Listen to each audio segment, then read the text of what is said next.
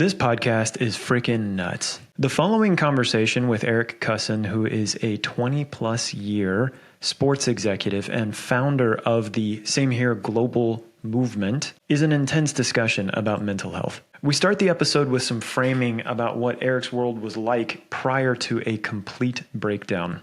Stay with us.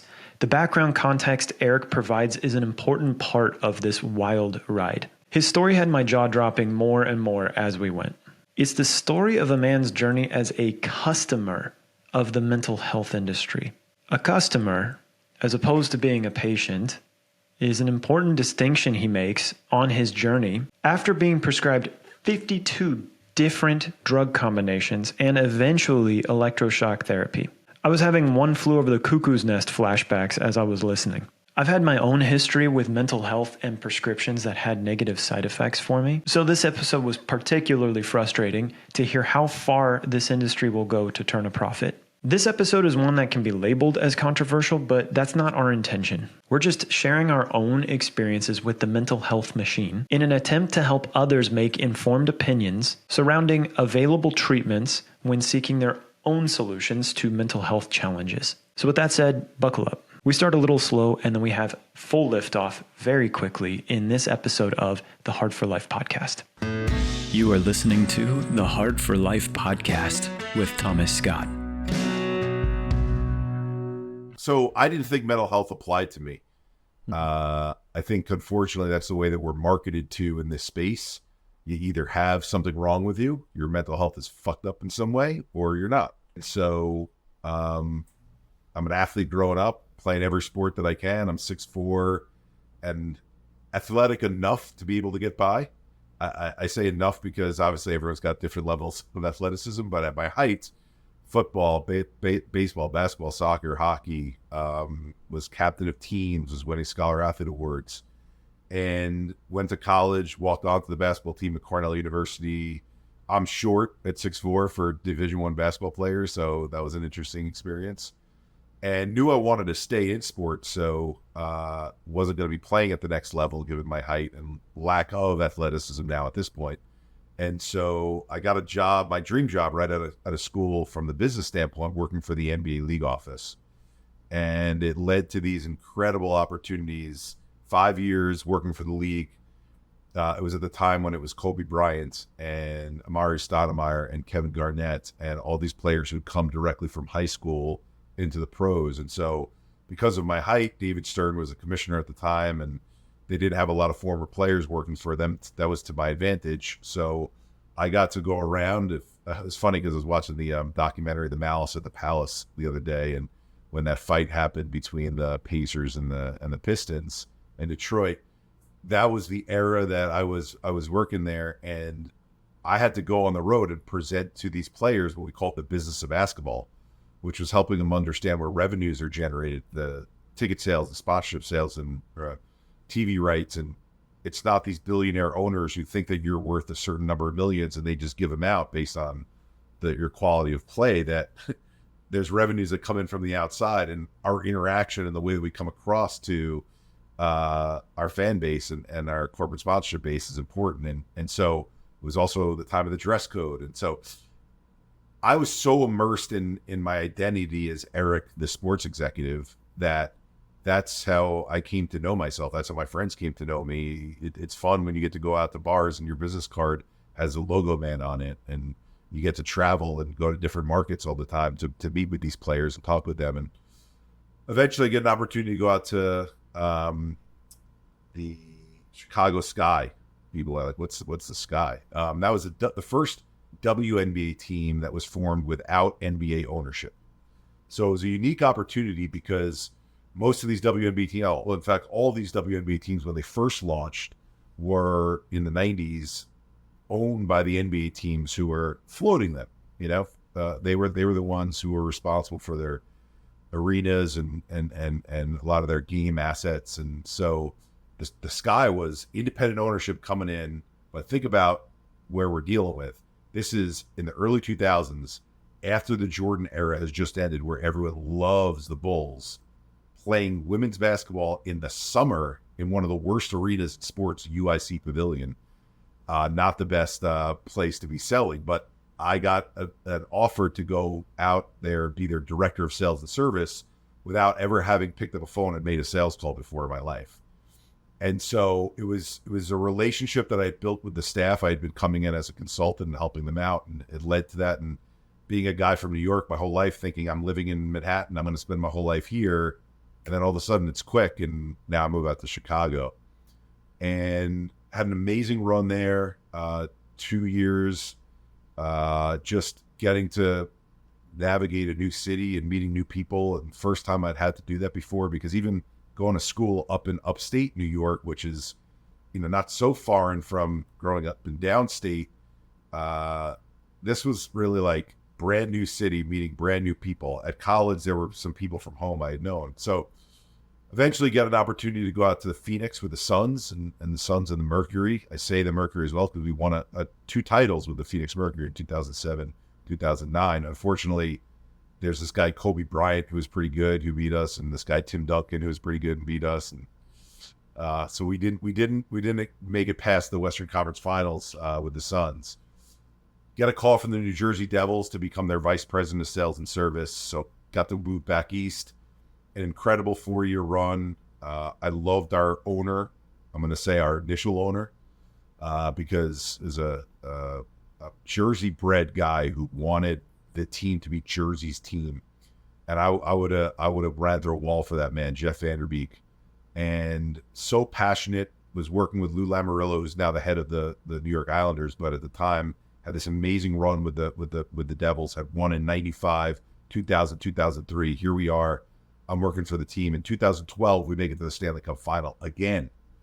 And to go that far, unfortunately, we beat the Panthers and then our 2 rivals, the Flyers and the Rangers. Imagine Devils Rangers, Eastern Conference Finals, just absolute mayhem. And to win it and get to the finals, but unfortunately lose in 6 games. So you get that far, you don't get the ring.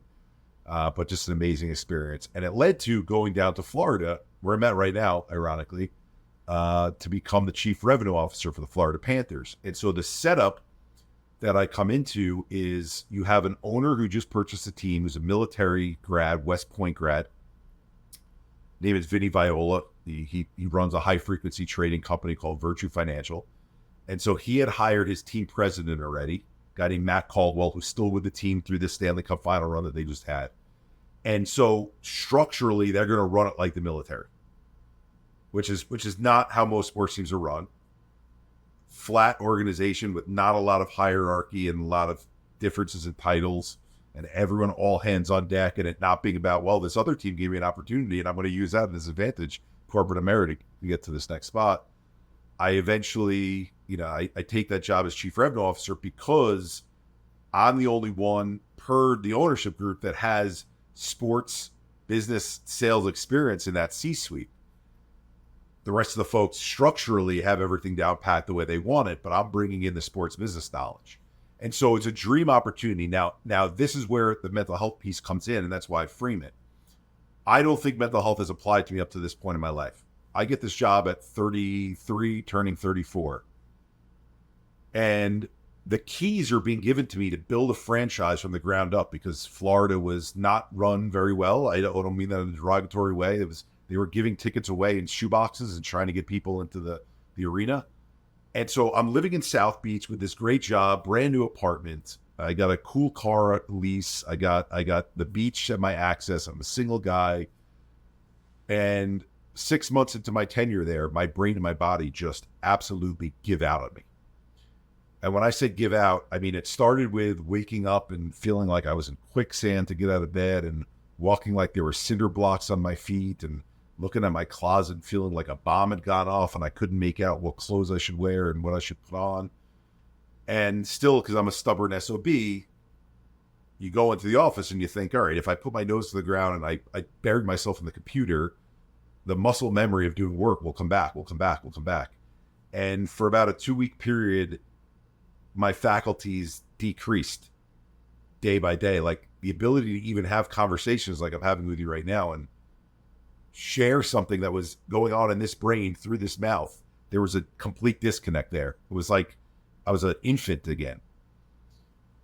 And I didn't know what that was. I didn't know if I was a brain tumor that just happened to finally grow enough to hit a certain area of the brain that caused it to malfunction. I didn't know if I had traumatic brain injuries from playing sports growing up and now they were finally manifesting. I didn't know if it was, believe it or not, I thought maybe even an aneurysm, as crazy as that sounds, because to have that level of dysfunction, right? And these terms that get used, agoraphobia, right? And the way to describe what you're feeling, to feel like leaving your apartment is like kryptonite. And if you look at someone in the eyes, you're going to melt or freeze.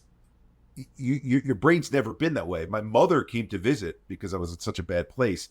And she said, let's order dinner. And I said, I can't order dinner. She said, why? I said, if you put a menu in front of me, A, I can't even think to what I want. B, I can't remember what you would tell me or I would look at on the screen to be able to relay that to someone and tell them what my order is.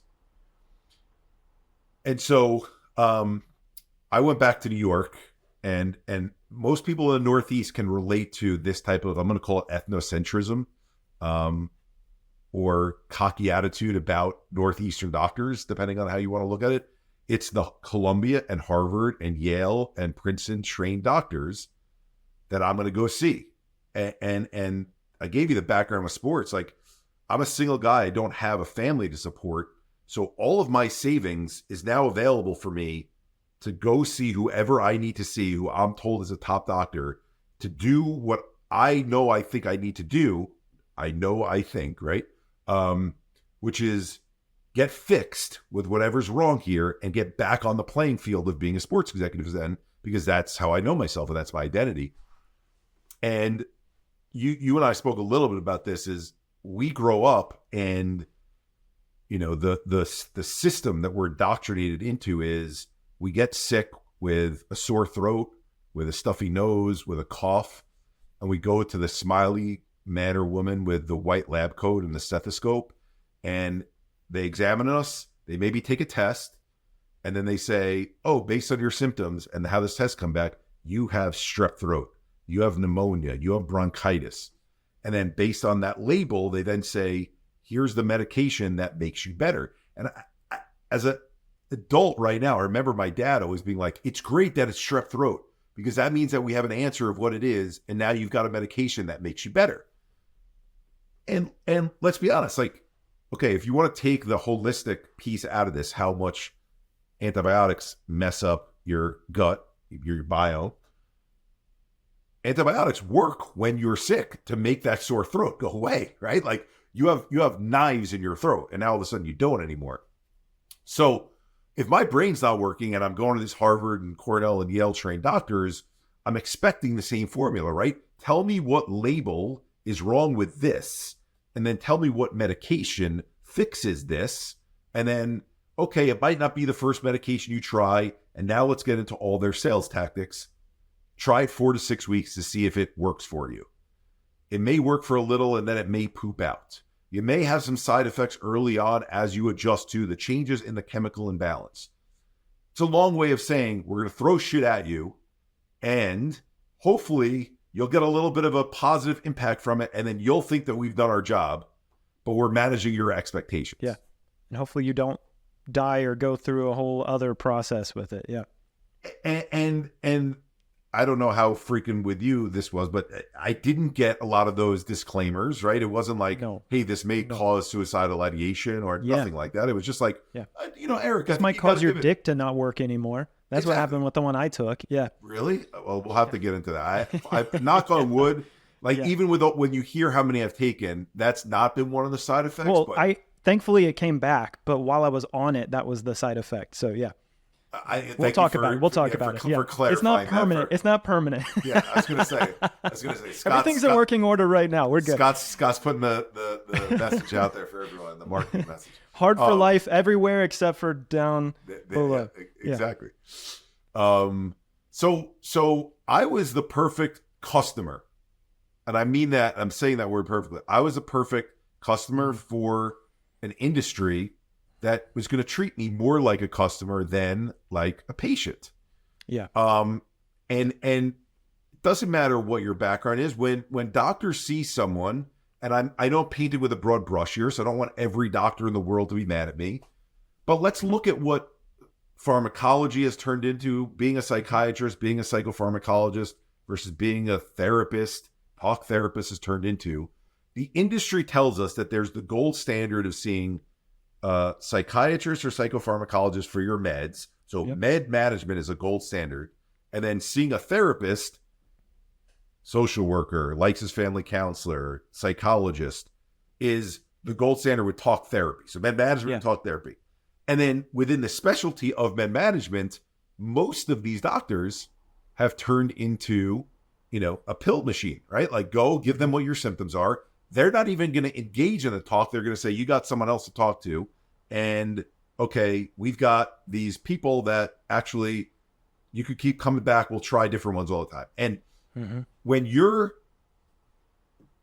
believe that the system is that you've got an imbalance in your brain, and now how I pictured it at the time is I can't believe what was going through my mind. My brain was so messed up that I pictured my brain as a soup of chemicals.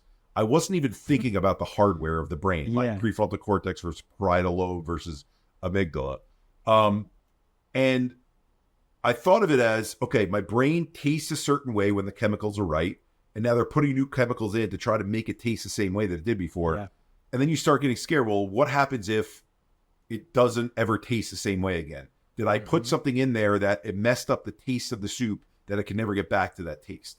So that background there, but at the same time, you're being told by all these doctors, we just got to find the right combination. We just got to find the right combination. I think I told you the first time I left the psychopharmacologist's office, I had 5 prescriptions given to me.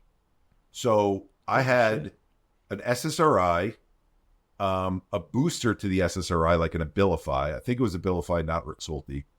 Then an off-label drug that they said helped work on top of the SSRI, like I think it was called Namenda, which is a drug for dementia patients that they say has this off-label effect. Then I was given Seroquel, and I was given a benzodiazepine. Okay, all at once. Yeah. And so let me just recap. Things were going great with your career, everything, and then you wake up and symptoms start happening where you feel like you have lead weights around your feet and you're in brain fog and mental synapses aren't happening the right way. You go to the doctor and immediately you walk out with 5. You walk out with SSRIs and a bunch of other shit, not even looking at your diet, not looking at anything else. Just went straight for the psychoactive drugs. So that first doctor that gave me 5, it wasn't the GAD-7, it wasn't the PHQ-9, which I also hate because we'll get into labels and the binary system. But he had me fill out this, I want to say it was a 10-page questionnaire of 1 to 5. How much do you agree with these statements? I hate waking up every morning. 1, not very accurate. 5, very accurate. Yeah. Next question. It's a lot of work to go throughout my day. 1, not very accurate. 5, very accurate. So when he read, there's so much I want to open with all of this, because it's even that type of a test to determine what chemical you need for your brain, as opposed to hey, what's going on in your relationship, with life? What's your work? If you're getting up and you're working at a 9 to 5 that you fucking hate, the last thing you need is a psychological drug to mitigate that. So I know we're still opening more and more here, but I like that you're interrupting me, because oftentimes as I'm sharing the story, people are listening and their jaws dropping because of what was done, and I like it's getting more and more fucked up. But let's keep going back and forth. So, but to your point, the doctor, when I filled out that form, he looks me in the eyes and he goes, "You, Eric, have a shit ton of depression on top of a shit ton of anxiety, and you need heavy artillery for it to be knocked out of you." So he used 2 labels. He used the term heavy artillery. By the way, in terms of liability, here's the crazy shit. So I had been seeing a psychiatrist to try to figure out, do I need to take a med or not, just before that. This guy who I saw, who was a psychopharmacologist, he wouldn't be the one to prescribe them for me. He went back to the referring psychiatrist who had sent me to the psychopharmacologist and said, you need to prescribe these. So as I'm learning more about the industry now, he's making this recommendation because the other psychiatrists didn't know what to do because of how dysfunctional I seemed. And he's saying, you want to help this guy? Here's my recommendation. Here's what you need to call it. Right. And so it like, even just being on this side of it now and seeing like, why are people kept in the hospital longer or shorter? You know, what is approvals for insurance? Why do certain doctors pass off liability? Why are there, you know, consultant psychiatrists who take some of the liability away from, let's say, a primary care physician and say, I don't want to prescribe. So, hey, you tell me what I need to do here. It's the industry is so fucked. All right. So, I tried 52 different psychotropic drug combinations over a 2.5-year period. Shit. So that's Talk about messing with the soup. Yep. But keep in mind, you know, you mentioned your symptoms down below that for everyone else. Again, Scott's not experiencing that anymore. My symptoms, I can't, like, some of the weird, I'm actually, so there's a book that I formed a deal with this company, Amplify Publishing. So I'm only reliving it because I had written the book about the experiences, and like ridiculous things like looking at my arms and feeling like my elbows were in my shoulders instead of where my elbows are. Like the dissociative property of like, where are your limbs even? These intrusive thoughts coming into your mind, looking at a wall and going, I'm not hallucinating, but at the same time, the wall doesn't look like a flat wall to me. And so, waking up every morning and going, I have no original thought coming to my mind telling me to do anything. There's no alarm clock going off saying, my mouth tastes gross, I should brush my teeth, or I sweated last night, I should take a shower. None of those things registered to me. And then every new medication that I tried had a slightly different weird, metallic taste, akathisia, and your body shaking and this inner restlessness. Like each new medication, and here I am going, I don't give a fuck if it's giving me a side effect. If this makes this feel better because this feels so messed up right now, I'll take whatever you got to give me and deal with the side effects. Wow.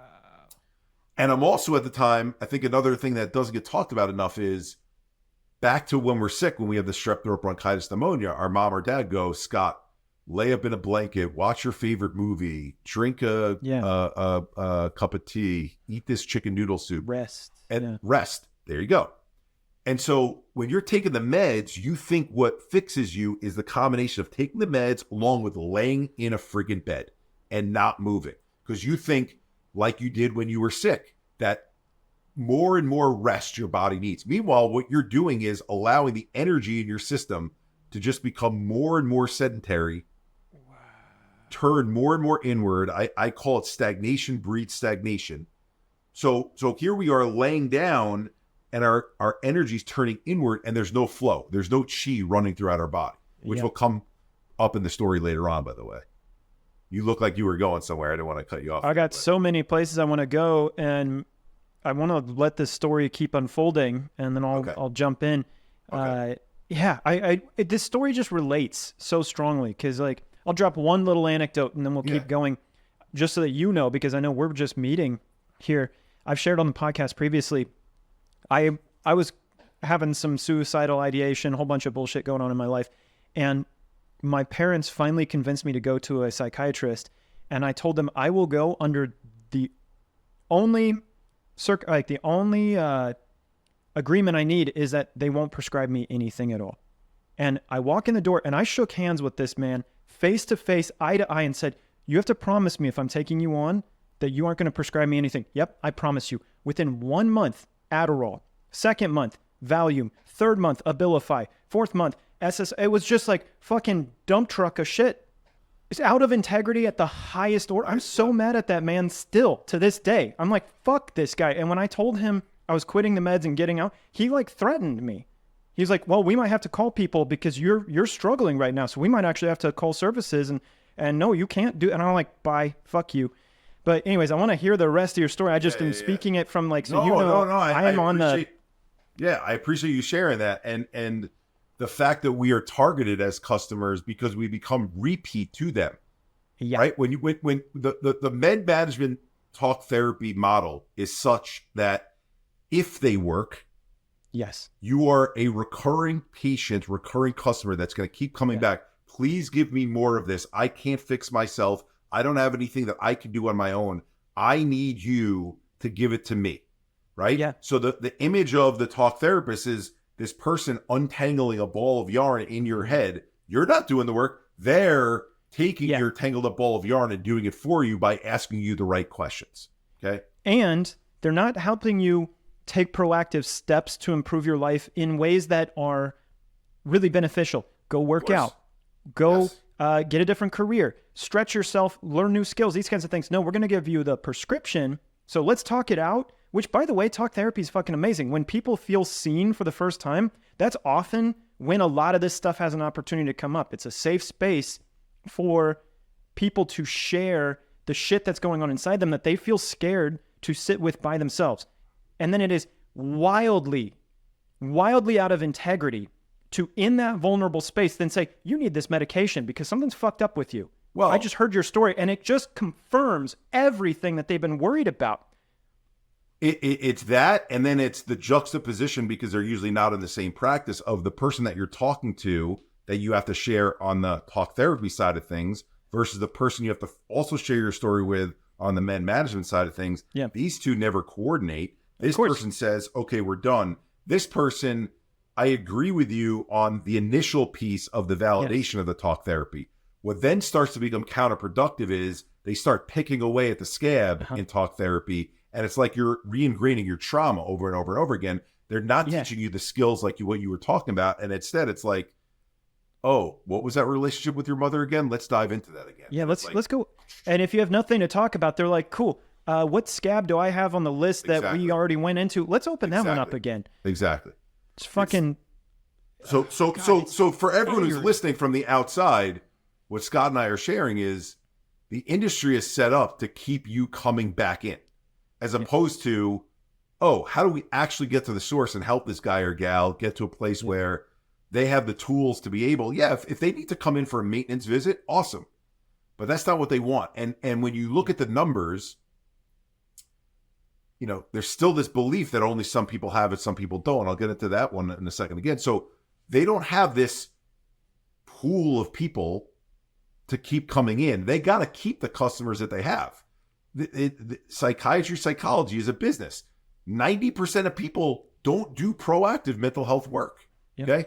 90. So that means you're trying to find the people within that 10%. And if you want to believe that stat even more, look at the Gingers and the talk spaces of the world that are able to find doctors and psychologists who are willing to take $65 an hour to be a part of an EAP program. Yeah. Okay. So something's amiss with the supply demand situation where we hear that there's such a low number of doctors, and yet some of them can't even get their slates completely filled. So let's put a pin in that for a second. We'll get back to that piece. So continuing on with my journey, eventually I'm told to do TMS therapy 2.5 years into this. And so TMS, for anyone who doesn't know, they put this coil right by the side of your head that's like a half moon shape, and they shoot electromagnetic waves. And now it goes from being, oh, your brain is a soup of chemicals, to now instead, we got to work on the hardware instead of the software.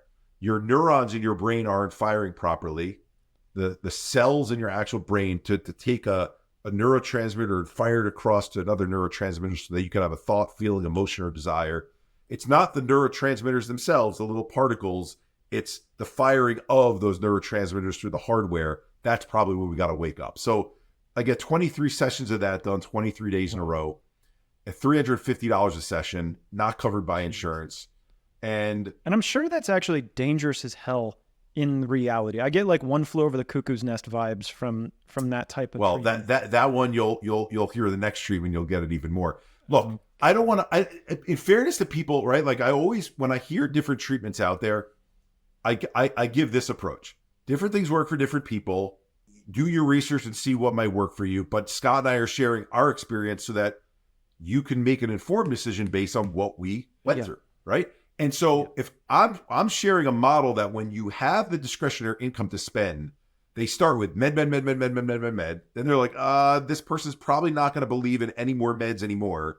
What's the next thing we could recommend? The next thing is the sci-fi thing, where you're saying One Flew Over the Cuckoo's Nest. So now it's, okay, let's shoot electromagnetic waves into the brain. this area they call the motor threshold. Your thumb starts to jump. They tell you they've found the right spot in your brain to hit. And the morning of the 24th day, I wake up, and I'll use this container that I've got as an example, a bottle of pills. There's a bottle of pills on my counter, and it's 4 in the morning, and my legs are shaking as my hands are sitting, or excuse me, my butt is sitting on my hands, and I'm like shaking because there's this thought running through my mind: swallow that bottle, swallow that bottle, swallow that bottle, and I can't stop myself from this thought. I now call it an impulsive magnetic pole error message. Okay. If you could parcel that out, an error message in your brain that plays on repeat, that's an impulsive, that's not something that I'm choosing, but it feels like this pull.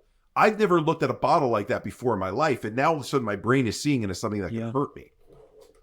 And you mentioned having suicidal ideation before. When we don't talk in schools and in offices about suicidal ideation, even though 15 million people in the US every year report having them, and that's report. Yeah. Why are we not talking about it? Because what happens when you're in that state is you think to yourself, I'm an alien, I'm fucked up, there's something really wrong with me, no one's brain ever does this. How can I not be in control of my own thoughts, feelings, emotions, behaviors? This can't be right. And all that does is spike your sympathetic nervous system response even higher, and your ideations become even stronger. Yeah. And so I went to my parents and I said, you got to take me somewhere because I'm a threat to myself right now. I can't stop this thought. And so I go inpatient. Now here's where the one flew over the cuckoo's nest analogy is going to come to light for you. I meet the attending psychiatrist. So I go to, I'll say the name of it. I go to Cornell Med, so top treatment facility center. Yeah. I meet the attending psychiatrist who's a Harvard-trained doctor, top doctor. And she looks at my chart. She says, 52 meds, TMS therapy. You've tried everything there is, Eric. Your last resort is to do ECT. Okay? So ECT stands for electroconvulsive therapy or shock therapy. Some people who believe very highly in ECT don't like it being called shock therapy because they think it's derogatory. I'll tell you that there was not another patient on my floor. Like other patients are walking in circles, talking to themselves. Wow. And I'm being told that I'm the only one on this floor of 30 that needs to get ECT. So I think I'm the most fucked up of the fucked up people, basically. Wow. And you watch this video where they put a mouth guard in a guy's mouth so he doesn't choke on his tongue. Electrodes get put on his brain. He's under general anesthesia. I was so fucked up that I didn't even ask about the procedure until I'm getting rolled into the room. I'm in a wheelchair. They have me stand up from the wheelchair. You go into this room that's the size of a dentist's office. You lay down on a dentist type of chair. And I remember looking over to the psychiatrist who's going to be administering the ECT. And I said, how does this work? Okay. Oh, wow. It's funny that it probably been like 5 days since I'd been recommended it. And now I'm asking this guy how it works. Now, he's not the Harvard trained one that told me I needed it. He's the one administering it. And imagine when they recommended it, they didn't tell you, here are the possible side effects. Here's how this could fuck you up. Are you still choosing this before we go forward? No, she scared me into last resort, right? And those are two words. It's derogatory to call it shock therapy because in reality, people might actually get scared to do the treatment. Exactly. Well, fucking right. Exactly. Yeah. All right, keep going. I'm just like... No, I'm glad you're I'm passionate as fuck about this shit because it's just crazy. And like even the fact that you and I talking about this is stuff that like is taboo or at the very least mildly dangerous to even talk about. Right. This. We're being controversial by bringing this up. That might be conspiratorial to say that. It's just ridiculous. Fuck. So I'll never forget the tone of the response to the guy because I'm like my head is to the side as he's putting like all the like the gel from the for the electrodes on me, and I'm like, how does this even work? And he goes, Eric, we don't really know. This is the fucking guy giving me, okay? So he's telling me, and I'm going to get the year wrong because it's been a lot. He's telling me how, earlier in the 1900s, they were trying to reverse seizures in epileptic patients. And so they experimentally thought if they induce a seizure under general anesthesia, they could prevent future seizures from happening. That didn't work, but they saw an overall lift in mood from a percentage of the patients who got it. And so now this is a last resort treatment. And even as fucked up as my brain was at the time, I'm doing this calculation in my head and I'm thinking to myself, so basically because patients who weren't even targeted to get this treatment for their mental health filled out a 6 on the feeling scale instead of a 5 or a 4. That's considered a lift in mood, subjectively them saying that they felt better. And now you guys are using this to shock people's brain, right? Yeah. And so with that background, not surprisingly, so people know that I would wake up after getting the ECT and they would go, "What's your name?" "I don't know." "Where are you from?" I don't know. "What hospital are you in?" "I'm not sure." And I was like, they had the second treatment, they had to get 5 male nurses because of my size to hold me down because I was on a roller bed. And a roller bed, if they strapped me down, I could flip the thing over with the cords. So they had to have people there with give. And so you wake up like you're in the middle of REM sleep. If you know that feeling when you first wake up for a second, you don't know where you are. Imagine that lasting for an hour. That's what it felt like. Okay. So I'd get wheeled back to the floor, not knowing who I was, what my name was, anything. My parents, the wonderful people, were there waiting for me each time I had my 12 treatments. But it was like I knew them, but I had no connection to them whatsoever. I didn't know where my room was. And so the first 30 minutes was rolling me back to my room. And then the next 30 minutes, they knew to let me stay alone in my room. And then I'd finally come out and come to a little bit. And so I leave the hospital after 5 weeks and the 12 sessions, no better than I had the 2.5 years prior, thinking my life is over unless Merck or Pfizer invents some miracle pill that pops me out of, I'm still to this point being called treatment-resistant, fill in the blank, depression, anxiety, PTSD, OCD, ADHD, melancholic depression, antidote depression. Like, these are the ranges of the different categories for mental illnesses they said that I had. What is a mental illness? It's a chemical imbalance. That's it. Your chemicals are off. It leads. So you think genetically you just have this thing wrong with you. All right. So now I'm thinking, laying in a bed, unless, again, miracle, I'm done. Well, my parents are both educators. And so father was a principal, mother was a language teacher, and they go to these continuing education courses all the time. And so they go to this one course called integrative breathing practices. I don't know anything about the term integrative. I've never done a breathing practice before in my life, so the name of the course that they're going to doesn't resonate with me. And my mother runs back from the course later that night, and she's like, "We met this Dr. Donna. She's a psychologist. She treats differently than all these other doctors you've seen. Please go see her. Please go see her." We ask her if she, again, all my parents knew at the time, we asked her if she treats people with anxiety and depression. She said, "Yes. Can you go see her? She'll explain it better than we will." Okay. So I go to her office and I sit on her couch and I'm expecting the appointment to go. You'll appreciate this because of the amount of appointments you've had and because anyone else who listens. The appointments for mental health are usually 3 segments. "Hey, Scott, nice to meet you. What are your symptoms?" Mm-hmm. "Hey, Scott, based on your symptoms, here's your diagnosis." "Hey, Scott, based on your diagnosis, here's how we treat that diagnosis," right? So I was expecting some form of that, just with a slightly different twist. And instead, she just sits back in her chair and she goes, "Nice to meet you, Eric. I have one question for you for the next hour, and I don't want to have to ask another question. I don't need to ask another question." She says, "I want to know what the story of your life is as you tell it to yourself." Meaning, I could have watched your life and I could have interpreted the events of your life. I want to hear how you play it in your mind, what you lived through.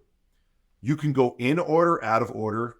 You could curse, you could scream, you could yell, you could look at the pillow, the wall, me, you could punch the pillow. I have no rules. Ready, go. And just sits back.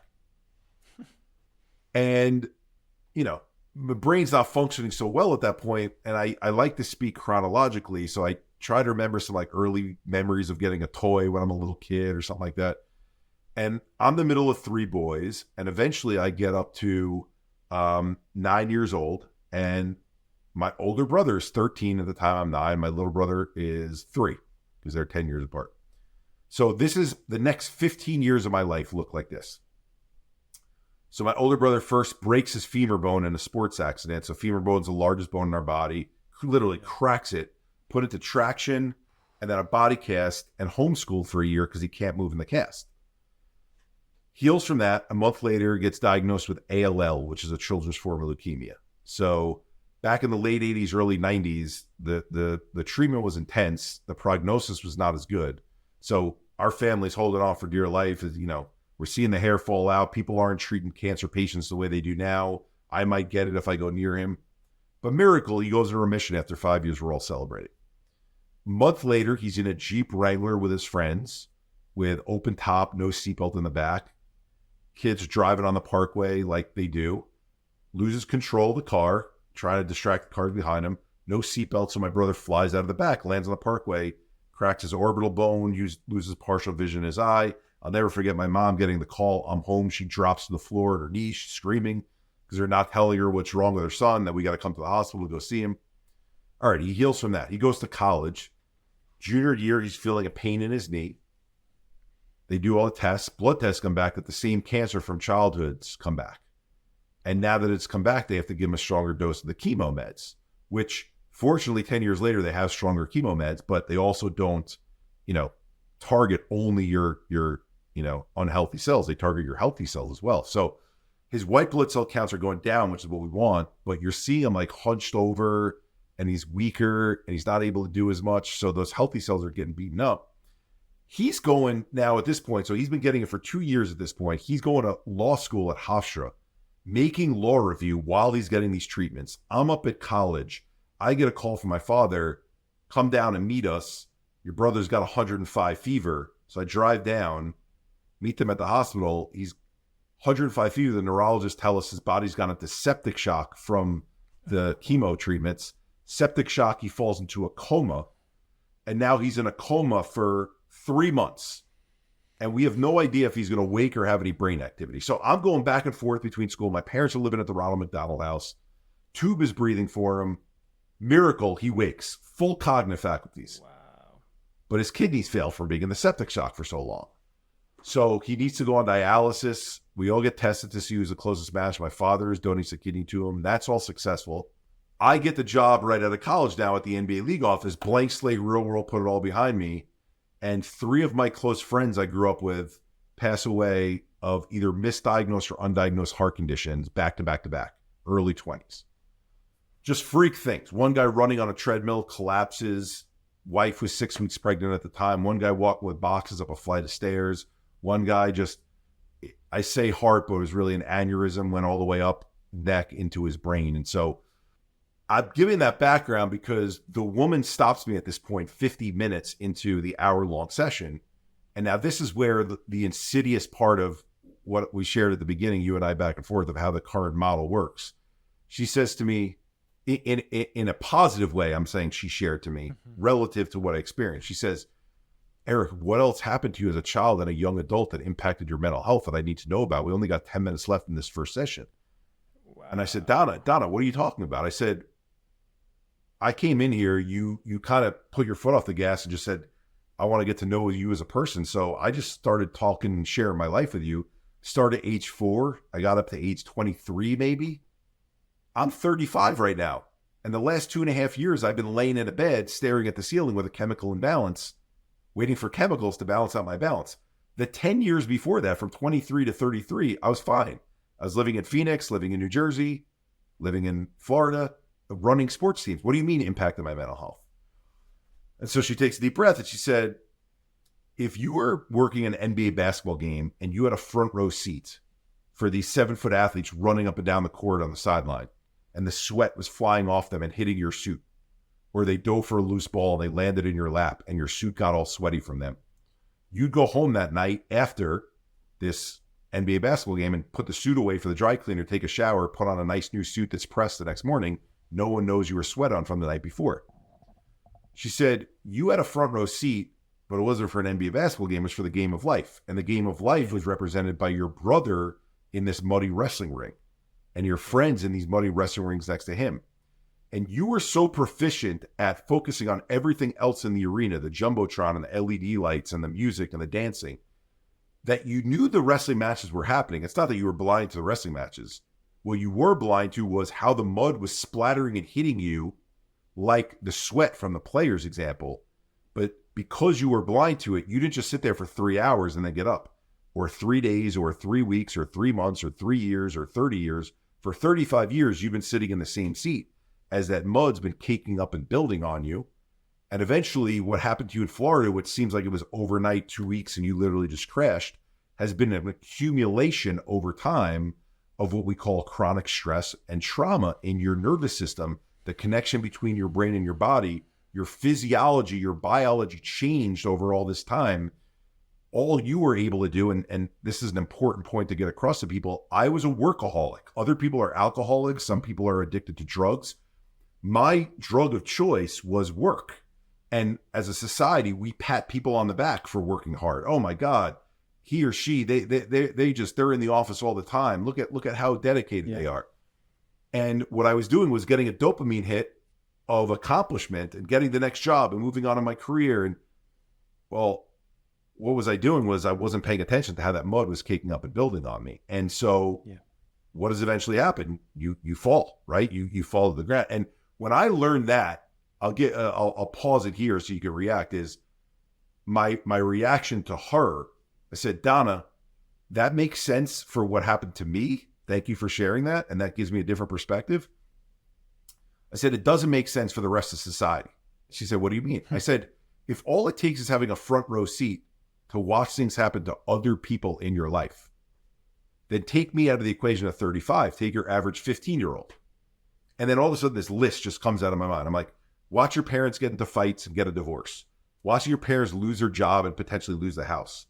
Watching your two best friends get into a fight and never speak to each other again and you're in the middle of it. Watching your friend being bullied on the schoolyard or verbally abused by an adult, or your friend confiding in you that they're sexually abused, or your friend dealing with the sickness of a young loved one, like what happened with me with my brother, or your friend dealing with the loss of a loved one at a young age, or your parents taking care of their sick older parent and watching how much that's wearing on them. I said, I don't know a 15-year-old, let alone 35, 55-year-old, or 85-year-old who hasn't dealt with one summer, many of those things. If that's what mental health is, and mental health impacts come from the challenges that we experience as human beings, having a front row seat for even watching things happen to other people in our lives, everyone's mental health is impacted. And that's not the story that's out there. The story that's out there is 1 in 5 people have mental illness. And so I thought I was part of the other 4 in 5, and that's why I never did anything about it. And she's like, you're right, Eric. I agree with you. Unfortunately, our society doesn't talk about it that way. But you got to get healthy before you want to get into the space and start seeing how you could change the messaging. And so she sent me to this, you'll appreciate this because of all the practices you're in. She sends me to this weekend breathing course. And I show up, I'm in a cut sleeve basketball jersey, basketball shorts, because that's how I show up when I know I'm going to be doing something active. And I am the only male in the class, only one under 40, and only one born in this country. So it's me and 8 Indian women and 9 yoga mats. I'm a complete fish out of water. I have no idea what a vagus nerve is at this point. I'm literally going up to the instructor and going, I already breathe every single day and it hasn't fixed me. So why is breathing with you going to make me better? And as I start to learn about vagal tone and I start to learn about the connection between the brain and the body, and an example like if a car accident happened in front of, I shouldn't say between, but you and I were together and it happened in front of us, we would both naturally react because our brainstem, our reptilian brain, is going to instinctively go, we're going to react to something because it's jarring to us. Well, you're changing the way you're breathing, which then sends a message down to the rest of your body. Something just happened. Well, a car accident doesn't happen in front of us every day, but mom getting sick does. Kids getting bullied does. Friend getting into a fight with us does. And so changing the way we breathe or running away from something because we're so upset about it, and how different that pattern of breath is versus a traditional pattern of just in and out, that little inkling of information gave me enough of a belief to go, I got to start doing this exercise that they're teaching me. And so it was a 45-minute, what they call the Sudha Harshan Kriya. And I did it religiously, even though I was not feeling any better for the first 30 days. Dude, I wake up on the 30th day, and whatever anyone celebrates, Christmas morning, Hanukkah night, it felt like that. Wow. I wake up and I wanted to make scrambled eggs for breakfast and I wanted to watch TV. 2 feelings I hadn't had for 2.5 years. And I'm like, this is amazing. Like your brain isn't dead. Yeah. Your brain's able to get something back. And that's what launched me into wanting to be in the space. I could certainly dive into more from there and what built from it. But to be told last resort to try what I thought were all of the treatment modalities that they had, to not get better and to think I'm done, and then something as simple as learning breathing patterns, and that's not the be all end all. That was one modality. Yeah. Even within breath work, there's hundreds of breath work options. But that little bit of hope of like, wait a second, there's other ways to heal. And then started going on this journey of like, what else is there? What is Qigong meditation? What is yin yoga? What is TRE, tension? What is brain tapping? What is havening? What is brain spotting? Like, I got to learn what all these exercises are, because if you go to the gym for your body, you don't go and do triceps all day. Yeah. And then go, my body's in shape. You do different exercises. Why don't we have a gym for the brain the way that we have a gym for the body? And that's kind of where I got into this space going, we got to welcome people in with a message of 5 and 5. Same here. Everyone's going through something. I can use the relationships that I have with athletes to ask them to share the divorces, the job losses, the breakups. Yeah. Same here, not because, Scott, you and I have PTSD. Same here because you're a human, I'm a human. And as being a human, we've gone through shit that's been difficult. Yeah. Let's acknowledge that. And then from there, what are tools that we can learn to start to get ourselves to a better place, acknowledging that we all go through shit? It's almost like, it's so simple when you say it out loud. You're like, am I really helping anyone? But it's such a divergent path from how people are taught what mental health is. It's wildly divergent because of the shame inherently taught with any of our challenges. So like you shared, you witnessed all these things that your brother went through, but you didn't go through them. So I imagine there was always a story of, oh, well, my life's got some challenges, but it's not as bad as my brother's. It's not as bad as children in Africa. That fucking story permeated my life forever. And even as a coach, I'm a very high-end executive men's coach.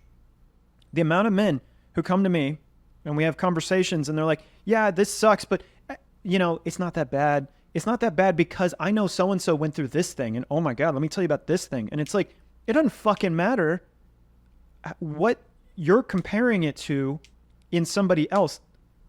I think there's this like idea that because we perceive what someone else went through as really hard for them, that it's hard, like, and we wouldn't want to go through that ourselves, that then whatever we went through it's fine. It's not a big deal. And in reality, whatever our trauma was, it needs to be addressed because it will pile up in the system. I even have people where they're like, I had a great childhood. My parents were amazing. And it's like, great. Your parents were fucking amazing. My parents were fucking amazing. And that doesn't mean that I don't have a shitload of trauma, because kids are dumb and they perceive something that their parents did as like a story that they lock in and then live the rest of their life doing. Yeah. So there's I almost don't want to give her credit. Let's just say there's someone who's got a big name in this space, who tells a story of, she was seeing a woman. I'm saying I'm not giving her credit, not because I just think sometimes when you like give the story of what someone else did, people like judge it. They like that influencer, that person. They don't. So just go with this, that it's someone who's in this space who tells a lot of these stories. You're just going to keep her anonymous for the story. Keep her anonymous for this story. It. And so she said there was a 35-year-old woman who came into her office, single, beautiful woman. She said like glowed, came in the room and like was a head turner. And she's thinking to herself, what could be wrong with this? She looked, she's a high-level executive. She's beautiful. She's got her whole life ahead of her. And so they start talking, and similar thing, like, tell me about childhood. It was great, actually. Like, my parents were super supportive. They told me how beautiful I was all the time, and that was so nice to hear. All right, tell me about your friends. So she's talking about her friends, and okay, where did your best friend live? She lived across the street. And so she grew up in the era when there were refrigerators that had the metallic doors, and we'd put the magnets on the metallic doors. And it's like, oh, so tell me about what that would experience like was going on. Well, I spent a lot of time with my friends, and, she was really smart. I said, what do you mean she was really smart? She was in different no, we were in the same classes. Well, so why are you saying she was smart? Well, her parents would always put her grades on the refrigerator, and she would get straight A's. Well, so the woman asked, well, what did you get? She's like, A's also, some B's, but mostly A's. She said, why are you saying your friend's smart? And so this woman was told how beautiful she was by her parents, but because being told beautiful outweighed being told you're smart, good at what you do, she develops this own complex telling her story. I must be dumb that my parents use beauty and not grades like her parents do, where they put her grades up. Yeah. And those parents, I could guarantee you, I mean, I can't guarantee you, I would say with decent certainty, had no desire to make her feel dumb. Okay. They were just, it was such an easy thing to do because of how, as a little child, she lit up a room and everyone gravitated towards her. They didn't think to have to say the other piece of it. Yeah. And you're right. It's the narratives we tell ourselves. This is one of my big fears about having children, is that I've done mountains of healing work and I know I'm still going to fuck them up. Like, that's just how it's going to be, because we don't get to choose that. We don't get to choose how this little human in a very informative, like developmental phase of their life met so-and-so Sally across the street who said something that then they interpret this in a certain way, and then it's trauma. And that people, the reason I'm hanging on this for a moment is, as a society, we've got to let go of this comparison game. Just flat out, fuck comparison across the board. My last podcast I just did, we had a whole episode about comparison and how much it steals the joy of life. Well, comparison across the board in every way. Comparison on our traumas, comparison on our success, comparison on our whatever. That shit doesn't serve. The point here is to find the truth for yourself, because when you go and look inward deep into yourself, you will then get to the root of what you are working with. What's the material that life has given you? No, herein lies one of the biggest issues in this space, is what gets rewarded on social media, which is where people are learning about mental health, doing the antithesis of what you're talking about. I know. Comparing gets rewarded, saying, I've been in my bed for the last 10 days and things are so bad. My name is Bipolar Bonnie, and my symptoms of the down cycle of my depression are so bad right now, I can't leave my room. And then the next piece to it that gets rewarded is they may tie it to trauma, but when they tie it to trauma and not just a label, they go, I grew up with this, and then their recommendation is, if you have bipolar like me from your trauma, from what your parents did to you, just know that you can heal too. They throw that line in about what someone did to you. Now, why is that such an insidious message, and why does that stick? Because you're someone who's living in victim mentality, who's the receiver reading that, and you go, you know what? Bonnie's right. Mom and dad were mean to me too. I'm going to take her story or her post, I'm going to share it on my posts or my stories, so mom and dad know that they're the reason why I feel the way that I do. Wow. All that does is keep the shame cycle going, the separation going, and no one ever ends up healing. It's awful. So they've created an us and them, victim, non-victim. And by the way, I don't mind calling out the bullshit because I do it all the time. The largest nonprofits in this space do exactly this. 1 in 5 people are mentally ill. This is this month for this major type of disorder month. And again, why are they doing that and why are they not recognizing everyone has mental health? We can't compare the levels. And so every day is every day's, I'm purposely being repetitive there, for every person. Let's all talk about our stuff. They won't do that because if they could protect this group that thinks they're living in victim mentality, or sorry, I should say they are living in victim mentality, but they think they have it worse. So their way of, okay, well, you group who think you have it worse, we're going to actually stick up for you on our posts. We're going to tell everyone how bad you have it. And then what do those people do? Donate to them. So they've got this business model going where we're going to protect this group right here and keep everyone else out. And if the industry of mental health got smarter, they would go, let's market how everyone's fucked up in their own way. Let's open up this tent to everyone. But they're so afraid of letting go of this base of supporters and their parents and the people who have the it. They have the cooties that no one else has. So we're the big bad business that's protecting you from all the other people who are being mean to you. Well, this all gets to like a point that I wrote down earlier that is probably the fundamental basis of my work, and something I'm starting to step into deeper, is what do those people who are in that, let's call it the victim group that are sharing this stuff, I'm bipolar type whatever, and like me too, they have found a sense of community, which is what they are actually at the core deeply lacking. That community is rooted in victimhood, and there is a whole predatory industry that is very happy to prey on that community. And this community, their entire inclusivity is wrapped up in that identity. So of course they're going to feed back into that. But at the core of a lot of these issues, these psychological issues, the mental health space, is how disconnected we are as a society. This is why I have a group called Brothership that's aimed at helping men reconnect with other men, because 1 in 4 men have zero close friends.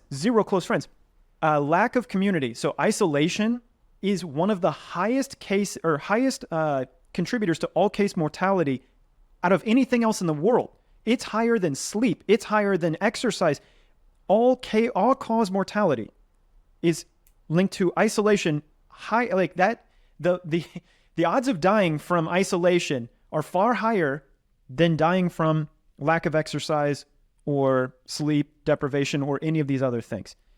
And I imagine if I were to ask you at that time when your symptoms were the worst, before you started taking medication, how many truly close friends did you have? How many people did you know that you could go share, and actually did share, all of the fucked up stuff that was happening in your life that you weren't able to chew through? How many people did you have around you at that time? I'm probably, because I know where you're going with that question, I'm probably not the best example of that, because how about this? To support your point, I think I didn't have my crash till I was 35, despite all the shit that happened to me from 9 till 23, because I had a support system. Now, interesting. Okay. Now, in fairness to, and my parents would not be upset because I brought this up on other shows. My parents are wonderful, amazing people who, when my brother went through what he went through, were there for us, but in specific ways. Yeah. They showed up at every one of my baseball and soccer games. They brought the cupcakes to my birthday party in the school, right? When there was an award given out, they were the first ones in the first row clapping for me. They showed their love through acts of service. They never were comfortable talking about what I was going through. Okay. So, and by the way, this was a realization that my therapist had to point out to me, and it's a little kind of too close for comfort because my therapist is in the same town that they live in, right? So they knew them growing up, and so she has to be very careful to not call them out. But in fairness to your point about you being a parent, no parent does it perfectly, right? And it wasn't out of neglect that this happened. It was out of not understanding. My dad's way of coping with things is toxic positivity. Todd's going to be great. The medication's going to work. Meanwhile, I could sense as a little kid that my dad was scared shitless. Yeah. He didn't realize that he was emitting that off to me, but I had high enough EQ, not because maybe I was God-given, but because I'm around such challenge at such a young age. I have to be aware of the environment around me. So my dad, everything's going to be great. We're going to have and my mom is an introvert and doesn't talk about anything. So you could imagine what that's like between the two of them. You as a kid don't feel like you can go, Mom, Dad, I'm scared if Todd dies. Where does he go? Will I ever see him again? Yeah. What happens after this? Like, I'm afraid of that I would be the only person in my school who doesn't have a sibling because something like this. I didn't get to talk about those things. Mm-hmm. And so I have a tremendous group of friends and support family that I can talk to about very personal, intricate things. So it's this interesting balance, because growing up, you're dealing with your brother's physical ailment. And by the way, the rest of my family was like, we don't talk about Todd's cancer to other people. Yeah. This is a physical health thing. This isn't even a mental health thing. And they thought that it's no one's business to hear about it. So I did have that piece of it. You're right. As I got into college, you're up in Ithaca, New York, in the middle of freaking nowhere. You're becoming best friends with these people because there's nothing to do because you're landlocked, but go to a bar and have fun and hang out till all hours of the night. So I did have people to confide in that. Then I moved to the city and I become single because I had dated someone all 4 years of college. And now some of my best guy friends were going out all the time, and we're getting social. Then I moved to Chicago and I'm meeting new people and moved to all these new cities. So I had very good support systems. And so I had to say that it probably built at a young age that isolationism that you're talking about. Yeah. And then the hole got filled for a little bit, but because that hole was there even at the beginning of the isolation, you could only hold off what the effects of the trauma are going to be so long, even through that eventually I crash from it. If mental health were more open back in 2015, and so my connection with my friends was not just emotional connections, it was like open conversation about, hey dude, like I'm having these thoughts of like driving my car into the median. I'm having these thoughts where I can't even put sentences together. Like to your point, I could be very open emotionally with them, but in 2015, no one was saying those things. You were a fucking freak if you had those thoughts, right? And that's probably where some of the isolation. So it's a. Does that help explain? Yes, and I appreciate where you took it to try to support my point. And I think one of the things I'm starting to realize is how uneducated the majority of the world is on what true intimate connection even is. Because I'm learning that like I had a lot of friends, and I even do right now. I have a lot of friends, but they're kind of almost at the level of drinking buddy, where like, well, if we get drunk, then I'll share, that kind of thing. But I've been cultivating friendships where we are sharing emotional stuff at a 10, and we know how to hold each other in it. And that's something that's not even like a lot of people aren't even taught that. And as men particularly, this stuff is like super taboo. But what that looks like is like, I remember calling my best friend. I shared on a previous podcast a really challenging gut health thing that I had gone through. And at the peak of it, the worst, I thought I was going to die. I genuinely thought I was going to die. And the fear of that was so strong that I was having a breakdown. And I called my best friend, and oftentimes, like my friends in the past would have been like, bro, you need to go to the fucking doctor. Like they would have gotten scared too. They would have been like, holy shit. Like, yeah, oh, thanks for calling, but like, what do you need? I'll come drive you to the doctor right now. Like they're going to save the day. What this friend did, bless his heart, was he sat there and he just listened. He's like, tell me more about that. And I like started sharing more about the fear. And then I started really sobbing. And he's like, yeah, more. I want to hear more. And like, I just unloaded all of it, just a full like, bah. And at the end, he's just like, I really fucking feel that with you, man. Do you feel complete? Did you share all the way? Or is there more that still needs to be shared? And I just started sobbing. I just broke down and sobbed as hard as I've cried probably ever to another man. And that fear that had been living inside my body went from a 10 to about a 3. He didn't try to fix it. He didn't try to do anything. He just sat there. My best friend, who I'm like saying, hey, all this stuff's happening. I might be dying right now. And instead of him freaking out with me, just held a very like, and I felt seen in it so much that I got my thoughts in order. It like, the chaos just like, whew, it just went out. And so I feel fortunate that I have a friend like that. And I'm now in the position to start trying to help teach people what that even is, because I do this with a lot of people now. And I'm noticing even in our conversation that like, we don't even realize how isolated we are because we have friends around us. So we're like, no, I'm not isolated. And that is helpful. But in reality, if we can't share at a 10, at the true depth, without that person reacting in some way. Our parents, my parents, I love them to death. My mom, if anything bad was happening, I could call her immediately. Right now, if my bank account hit 0 or I had a health crisis or anything, my parents would be on the first fucking flight they could. They'd be right here, and I love them to death for it. But if I try to talk about the emotional side of what's actually happening, hey, let's, because they're not there, and they're getting there, but they're not there to express those emotions themselves all the way. And what we're really talking about when we talk about the mental health game is an emotional trapped energy in the body. That's what this is. We have an emotional body, and if it's not processed, that's what trauma is, unprocessed emotions stored in the body. So we can have friends, but if they don't know how to hold us, if society doesn't know how to listen, if a psychiatrist can't just listen to completion without prescribing a drug or these kinds of things, we don't get emptied out. We don't get that shit out of us. I notice you shaking your head. I imagine relate. Look, I mean, so the intricacy of the male friendship piece is such a interesting one to dive into, because you were saying, like, am I more than a drinking buddy, or is that all that I am, right? And so one of the realizations I had to come to, especially as I became very open about my story in my 30s, is that these people that I thought of, I don't want to paint with a broad brush because it wasn't all of them, it was a chunk of them, who I was the fun Eric who went out and drank and was boisterous and had fun and liked meeting girls and watching sports and all these things. And then when I started to be open in a vulnerable type of way on social media channels and doing podcasts like this, you lose people for two reasons, I think. Reason number one is that your vulnerability, other people make an excuse for not having time to be able to dive into that depth.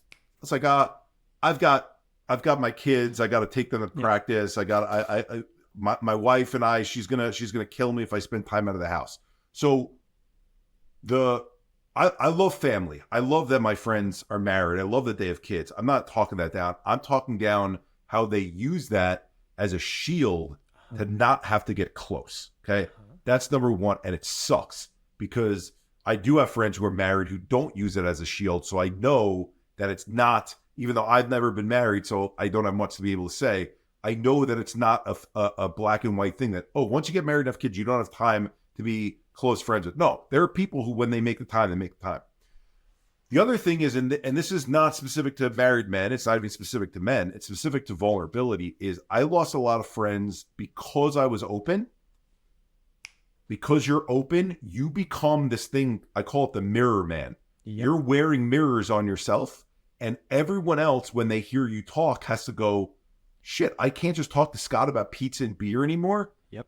When he talks, I have to think about myself and what I'm feeling because he's talking about what he's feeling. Yeah. And now all of a sudden, they don't like that. They don't like to have to look in the mirror.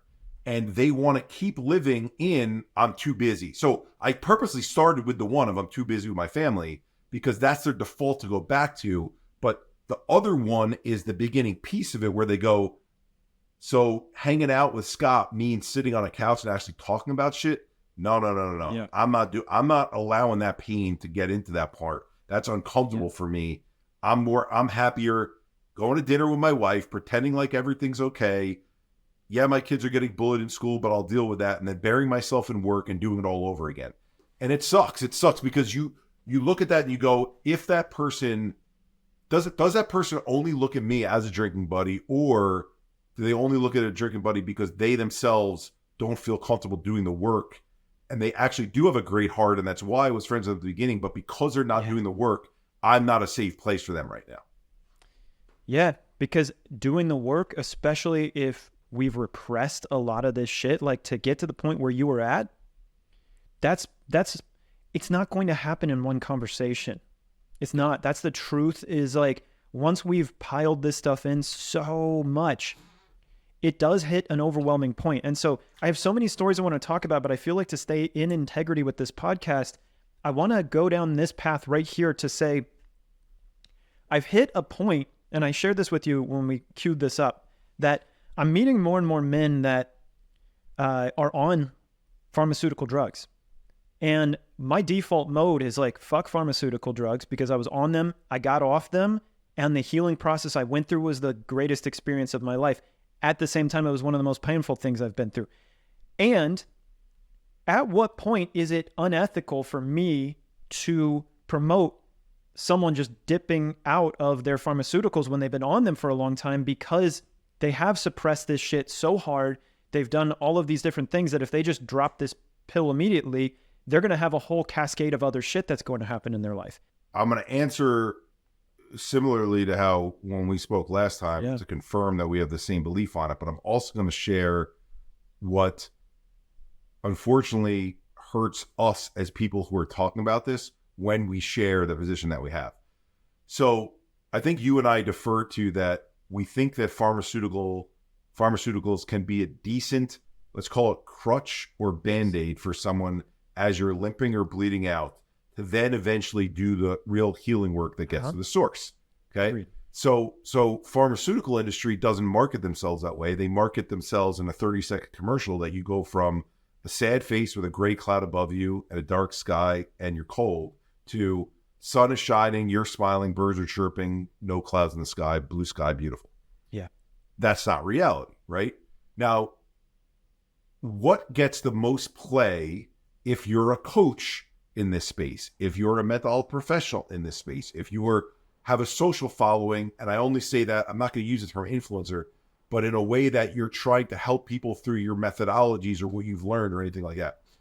You have to take one of the polarizing stands because that's how people have been taught. You have to either, and you've seen the post already, I take Lamictal and I'm not ashamed of it and you shouldn't be ashamed of your medication either. And then all of a sudden you see people go, woo, woo. Yeah. Awesome, right? And then you see other people in the holistic space and they say, we can heal through natural means, and think about all the negative things that could be hurting you with pharmaceutical medication. There's this, and this side effect. So go down with me on this natural healing path, right? So you're getting the people who feel emotionally strong, one side or the other. Yep. And then either if you care about the social currency of likes, which I don't get why people care about, if likes lead to that you're able to impact more people's lives, awesome. Yeah. If likes just leads to you and your ego, not awesome, right? You feel good about your message, yeah. Yeah. So you got, and so I did a post that I knew wasn't going to do well, and I held up this bottle of Lexapro, and I said, this is my bottle of Lexapro. And most people who saw this are probably going to be like, oh, he's going to go down the path of saying you shouldn't be ashamed of you taking your Lexapro. And I said, I've been on 52 different versions of these. This current one, I was on 60 milligrams at one point, and I'm down to 10 milligrams right now. And I'm damn proud that I'm down to 10. Yeah. And one day I'd like to be down to 0 because I've worked my ass off to get from, and you know what? Doing all these healing practices that I do have allowed me to get from 52 down to 60 milligrams down to 10. But I don't know if I'll be able to because I don't know how my brain reacts because I'd like the practices to be in getting to the source that I don't ever need this crutch again. Yeah. But I hold out hope that I can eventually get down there and you can as well, essentially, right? Like it was more well thought out than me just extemporaneously sharing it here right now. But you're never going, when you play the messy middle to try to help people see the different sides of things, unfortunately, what people react to, they go, you've got something that can fix me. I want that. Give me that fixes me. And so Calm and Headspace and all these companies that started off with, I want to believe, good intentions. Yeah. We're going to teach the world how to meditate. And then all of a sudden venture capitalists came in, gave them millions of dollars and gave them a multiplier that they had to reach and said, now tell the fucked up people that they're fucked up and that you've got something that can fix them. And then the messages, I won't say which one it was, become get 10% happier in 10 days, guaranteed. Oh, you're going to guarantee someone that they're going to get this thing called happy, which how do you even measure happy with back to your comparison thing? You can't measure happy. You went from a 5 to a 6 on a happiness scale. So now you're part of the guarantee group, right? So that's a challenge of messages like ours is that it takes nuanced, long form conversation like this to discuss it and flush it out. But I think it's our duty to say it as people who've fought the battles with the pharma in us and the pharma alone didn't do it. Yeah. I've also at the same time, your comment shows that you're humble and willing to be of service to people, that you said, I can't also be out a message telling people to just stop their med because I'm not a doctor and the med might be doing something for them right now. Yeah. And so it's this middle ground that the only way it gets through is these conversations that people hearing, wait a second, what they're saying makes sense. What they're saying makes sense. Because right now it's just sound bites that they're hearing and that's what they're reacting to. Thank you for saying that. And what, I guess I'll try to piece it together and you tell me if I hit the mark or if I didn't here. But essentially, if you're listening to this and considering pharmaceuticals, there are a lot of other alternatives to maybe try first. Some of it is community, some of it's breath work, and there's a lot of other things that I imagine you can learn on Same Here, or part of the Same Here global movement. On the flip side, if you are on pharmaceuticals and you hear this and you're like, fuck, this is probably fucking me up, just cold turkeying it, you can do that. It will take you on a beautiful hero's journey of finding yourself in very radical ways. I imagine doing that without support will potentially have more negative effects than having support when you do it. But there's a really gray area of, okay, if you find yourself on these and you want, or you have someone in your life that is very close to you that's on them and you want to help them get off of them, there has to be some sort of plan holistically to address the whole life, because that's where all of this stuff started at the beginning is, okay, you might be great in your business, but how's your body doing?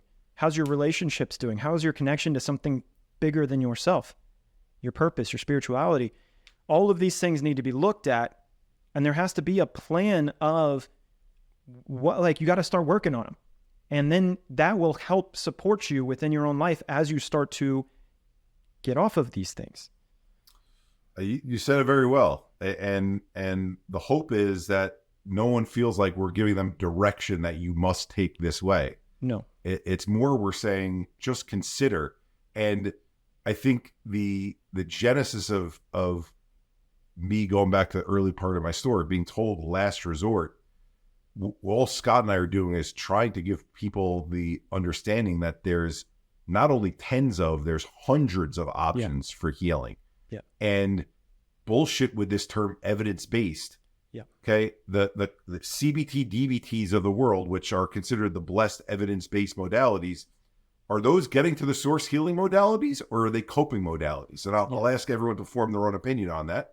Is that really getting into body work and moving trauma out of you? Or is it this thought experiment of preventing you from going down a certain path that allows you to, in the moment, be able to get out of some circular thinking pattern that you're in, right? Yeah. And I'm not trying to damn that there's some long-term benefits of, if you can slow this down, the rest of this gets better. But yeah, go back to, if the body's the hard drive and storing these things, can just doing a thought pattern exercise alone be enough to get out of you what's in you, right? Mm-hmm. And so I hope people who hear this go, I've got things to consider now. Yeah. And I'm not stuck. And I think the reason why we lose people, why suicidal ideation even comes about, is because the body becomes so overwhelmed with what builds up inside. Yes. The bridge starts to break, and then the part of your mind, I call it the observer of the observer, if that makes sense. Mm-hmm. So our observer is what we're feeling in the moment. I feel anxious right now. I feel sad right now. I feel overwhelmed right now. I feel elated right now.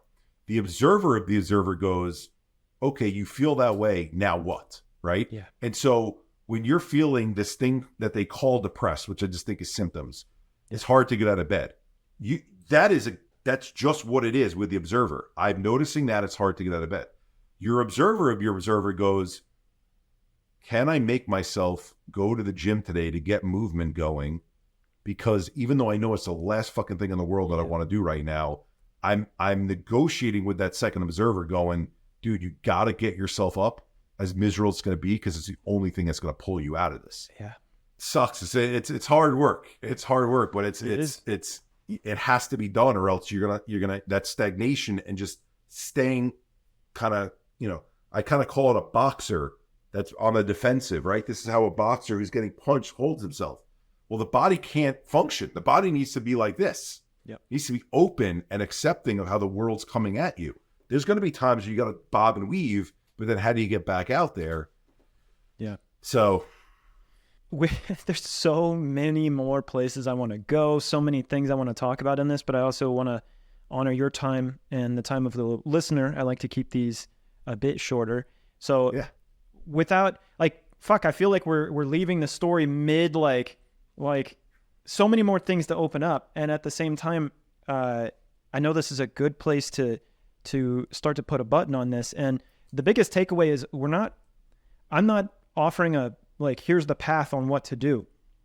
The thing I'm trying to put out there is that there is a lot of stuff out there that is far more sustainable, holistic, healthy, that does not require a pharmaceutical drug. And even if you're on pharmaceuticals, there are a lot of these things that will go a long way to support your body. You should be doing them anyways. If you're not exercising, get with the picture. Go look at the science on that.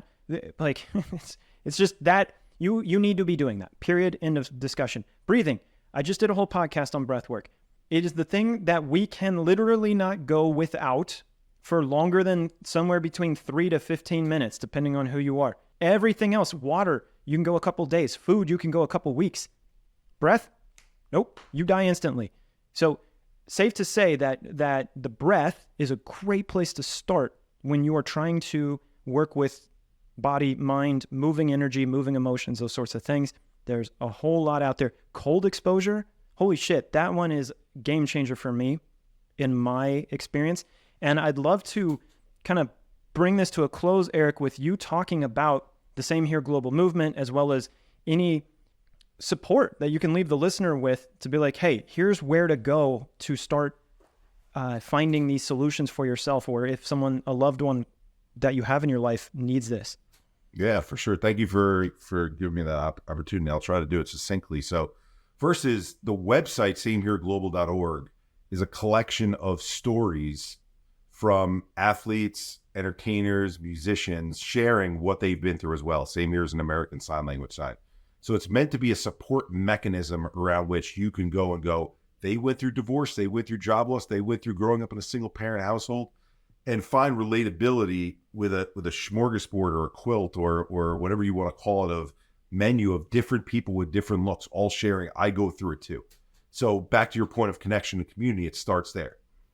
From that, from a resource perspective, we have a whole list of integrative mental health professionals on there. I don't make any money on referrals from it. That's not why I did this. I did this because I felt so bad that people couldn't find doctors like the ones that I eventually found, that don't go to pharmaceuticals right away and instead look at the bigger picture and go, what can we work on with you based on what you've been through? Within that concept of the practitioners, we're looking at how do we explain to people to track your mental health over time and then to act on your mental health based on how you track. So I'm not saying that because there's an alliteration or because it rhymes, track and act. It's not alliteration, but it's rhyme. What do we do with everything physical health? We step on a scale for our weight, we're tracking our weight. We put a blood pressure cuff on, we're tracking our blood pressure. We take a blood test to look at our blood sugar, we're tracking our blood sugar. We put a thermometer in our mouth, we're tracking our temperature. Everything moves in a range in health. Yet with mental health, we're told you have it because you took the GAD-7 or the PHQ-9 and it came up positive, or you don't have it and now everything's okay. Not true. There is a range in mental health. It's based off of science that's called polyvagal. It shows the shifts in the nervous system. We created a scale called the Same Here scale, which shows you what thoughts, what feelings, what behaviors might be present in your own life when you're at different places on that scale, because your nervous system is going from a place of regulation to dysregulation. That's in an app called Same Here Scale app. It's both Android and iPhone. You could use it, or you could use it on an iPad or Chromebook. But I share that resource. It's a free resource, the app, when you download it. There are premium options for you to get into, which I'll share a little bit on. But track your daily, how you are doing. See the movement. If not, you're waking up every day going, what was yesterday like? And can I ever get out of this feeling? And I've been feeling bad for a number of days, but I'm not sure how many days it's been. We don't do that with any other form of health. Yeah. We track it when we go, right? So track ourselves. And then the act portion of it is what we call STAR exercises. So in physical health, that looks like I've got running and treadmill, and so running indoors, but running outdoors as well. Elliptical, Stairmaster, bike, universal weights, free weights. What are those options with mental health that are non-pharmacological? And so I was fortunate enough to, when I got into this space in 2017, 2018, I met David Berselli, who invented tension trauma releasing exercise, which is how we tremor trauma out of our system. I met David Grant, who invented brain spotting. I met Dr. Stephen Hayes, who invented ACT therapy, acceptance commitment therapy. Lainey Rosenzweig, accelerated resolution therapy. There's about 15 of them, havening, tapping, EMDR, that cold plunge part of it, right? Like cold exposure. CES, cranial electronic stimulation, because we need to have more alpha wave brainwave function if we're not going to be so super high regulated all the time. If you see that there's a lot of options and you learn the science, which is what our app does, it teaches you what these things, what does it mean to create greater vagal tone when you're doing breath work? What does it mean to dampen amygdala function away from such a high beta wavelength? Now you're willing to do those exercises because you go, oh, this is what it does for me, as opposed to the Headspace Calm model of let's just get as many people into the app as we can, and let's kill the market in terms of capturing market share, and let's just show people cool ways to feel meditative, but we're not going to dive into the deep science of what this is doing for us. Yeah. We need to learn how to get the body. We need to learn to heal the body. And I hope doing that through an app like that, where you get to track and you get to act on it, is a path towards you taking a proactive role in your own health. Love that. Very, very helpful. And I'm grateful to have this conversation.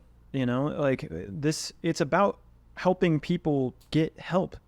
And the idea that a chemical that is manufactured is the only way to have people help themselves, I'm excited to be sharing. I'm only laughing, and I know we can't go too long, but I'm only laughing because it's not even a synthetic form of the chemical itself. It's a chemical that makes you block the reuptake of the very chemical that they want you to have more of.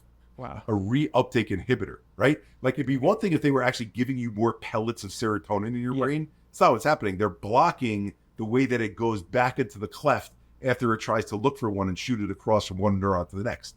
Like, again, I'll reserve judgment, but there's enough studies out there for people to look at and go, this theory of the chemical imbalance thing has been disproven enough times for it to be, this is not what gets me better. Yeah. Well, if you, listener, are curious to learn more, please visit, what's the website again? I'm going to have it linked in the bio. Yeah, of course. Same Here Global. So like Same Here, you and I are the same. If you see my name down there, samehereglobal.org. Samehereglobal.org. Eric, it has been an absolute pleasure to have you on. I hope to have you on again because there's so much more I want to dig in with you on this. This is a topic I'm deeply passionate about. And to you, listener, thank you for joining us here today on the Hard for Life podcast. Eric, it's been a pleasure. Thanks for having me, bud.